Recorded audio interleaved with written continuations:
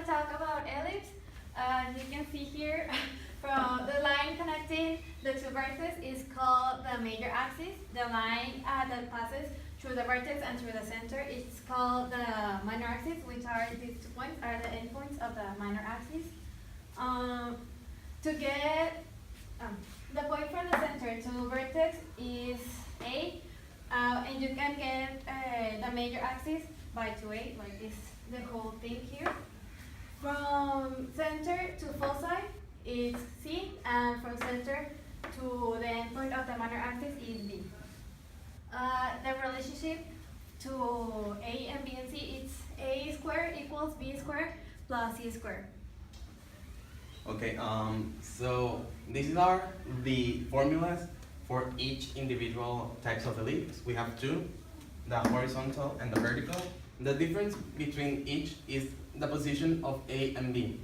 There is a quick trick that we like to use that depending on what point is on top of which movement is the movement of that point. Here we have like x minus h, which means that depending on the center, we're going to have each point on this formula. For example, let's say that this is 0, 0, the center, then this would be x squared plus y squared, because if we put a 0 here, there will be nothing. And depending on the size of the major axis and the minor axis is what these will be. Here we have an example, which is graph the ellipse if -7, -3 and 5, -3 are the endpoints of the major axis, and -6 and -1 and -1, 0 are the endpoints of the major axis.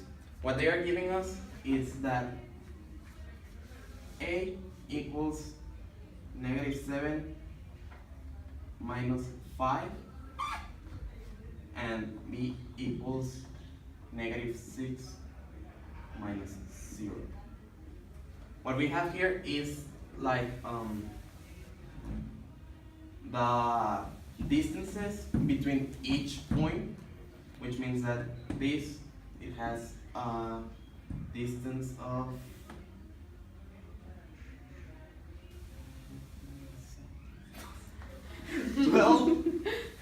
and here we have from -6 to 0 we have 6. Okay, so what we do with this is we halve them, which means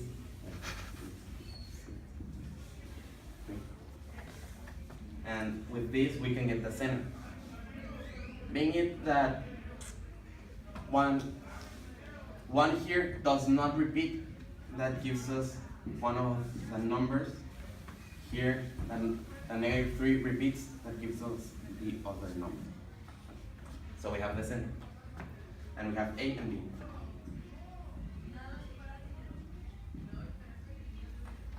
Okay, now we just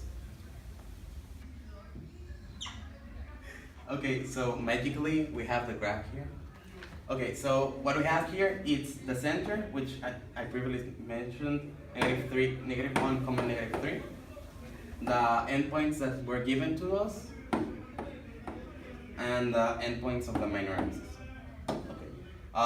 In the given case that you were asked for the foci, we have to make 6 squared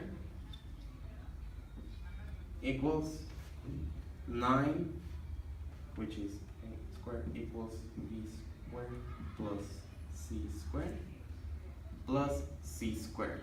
What we do here, we pass the 9 here, we get 25 equals C squared. The square root of 25 equals C equals 5. So we would have to make a movement on the vertex, on the major axis, due to the fact that we know that the foci are always at the A's. So it's 1, 2, 3, 4,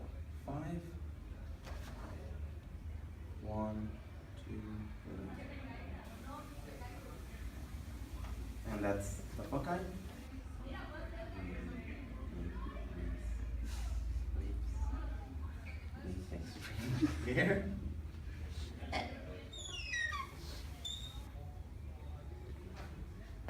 That's the ellipse. Okay, now if you were asked to make the equation for this, it would be x plus 1 square plus y plus 3 square equals 1. And knowing that this is a horizontal ellipse, we have to put the a where the x is, which is 36, and here it's 9. And that's it. It's fairly easy. Right.